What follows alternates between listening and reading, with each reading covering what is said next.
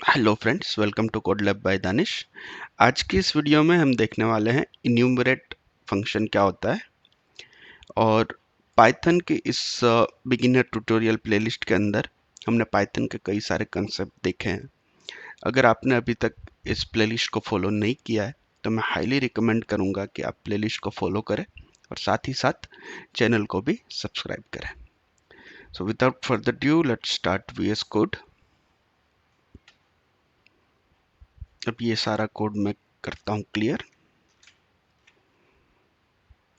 भी क्या होता है कि हम कभी भी लिस्ट के ऊपर फॉर लूप परफॉर्म करते हैं तो हमें एक इंडेक्स की भी ज़रूरत होती है।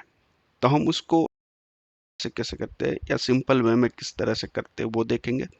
साथ ही साथ इन्यूमरेट का यूज़ करके हम वो सेम चीज़ कैसे अचीव करते हैं वो भी हम इस वीडियो में देखने वाले हैं।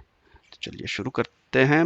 सबसे पहले मैं एक लिस्ट बनाता हूँ, मैं इसको कहता हूँ list1 और इसमें मैं कुछ एलिमेंट ऐड करता हूँ।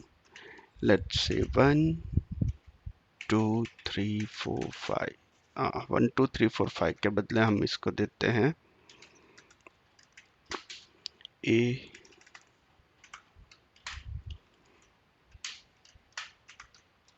B C D और E। लेट्स से हम इस पे फॉर लूप चलाना है तो हम क्या करेंगे, फॉर एलिमेंट इन लिस्ट 1 और फिर हम यहाँ पे प्रिंट कर देंगे प्रिंट एलिमेंट। ठीक है, इसको अगर हम रन करेंगे तो हमें मिल जाएगा ABCDE। ठीक है, यहाँ तक की चीज़ों से हम फेमिलियर है जो हमने पिछले वीडियो में देखा है कि कोई भी लिस्ट पे फॉर लूप कैसे चलाते हैं। ठीक है, अब मेरी रिक्वायरमेंट ये है कि यहाँ मैं कहूँ कि A का इंडेक्स है 0, B का इंडेक्स है 1, C का इंडेक्स है 2।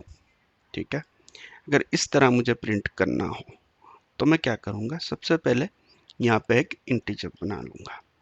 लेट्स से इसका नाम मैं देता हूँ इंडेक्स, इसको मैं कहता हूँ 0।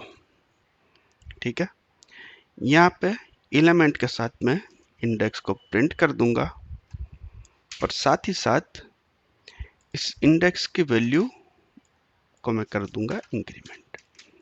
Index equal to index plus 1 कर दूंगा।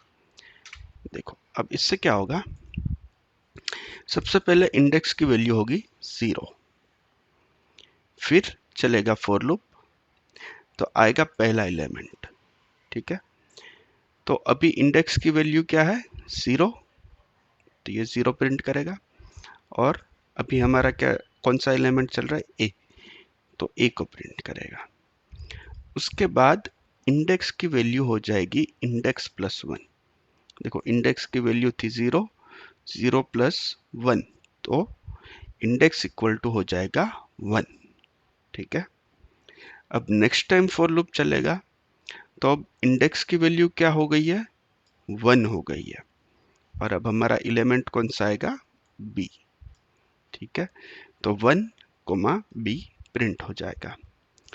उसके बाद अब इंडेक्स इक्वल टू, इंडेक्स की वैल्यू अभी है 1 और प्लस 1 तो इंडेक्स इक्वल टू हो जाएगा 2। तो यहाँ पे इंडेक्स की वैल्यू बदल के हो जाएगी 2। तो अब नेक्स्ट टाइम जब फॉर लूप चलेगा तो अब इंडेक्स की वैल्यू क्या है 2 और हमारा एलिमेंट कौन सा आएगा, C। ठीक है, इस तरह से हमारा लूप चलेगा और हर इटरेशन के बाद हमारे इंडेक्स की वैल्यू 1 से बढ़ जाएगी। ठीक है, तो इसको हम करते हैं रन और देखते क्या मिलता है। देखो A के साथ इंडेक्स की वैल्यू हमें मिली 0, फिर इंडेक्स की वैल्यू 1 से इंक्रीमेंट हो गई तो B के साथ हमें मिला 1, फिर इंडेक्स की वैल्यू इंक्रीमेंट हो गई तो C के साथ मिला 2, फिर D के साथ मिला 3 और E के साथ मिला 4। ठीक है, तो ये एक नॉर्मल वे है विदाउट इन्यूमरेटर यूज के। ठीक है, सेम चीज हम अचीव कर सकते हैं इन्यूमरेट की मदद से। जैसे कि मैं ये सब चीजें हटा देता हूं और हम क्या कर सकते हैं, यहाँ पे इन्यूमरेट लगा सकते हैं। ठीक है, ये इन्यूमरेट फंक्शन है और यहाँ पे हमको इंडेक्स भी मिलेगा और एलिमेंट भी मिलेगा। ठीक है, जब हम इन्यूमरेट फंक्शन लगाते हैं तो ये हमें दो वैल्यू देता है, एक इंडेक्स और एक एलिमेंट। तो वो दोनों हम यहाँ पे प्रिंट करा देंगे। अब देखो मुझे सेम आउटपुट इन्यूमरेट से मिल जाएगा। ठीक है, तो ये है बेसिक यूज इन्यूमरेट का। ठीक है, तो आज की इस वीडियो में हमने देखा इन्यूमरेट को कैसे यूज कर सकते हैं फॉर लूप के अंदर। आने वाली वीडियो में हम पाइथन के कई सारे कंसेप्ट देखेंगे।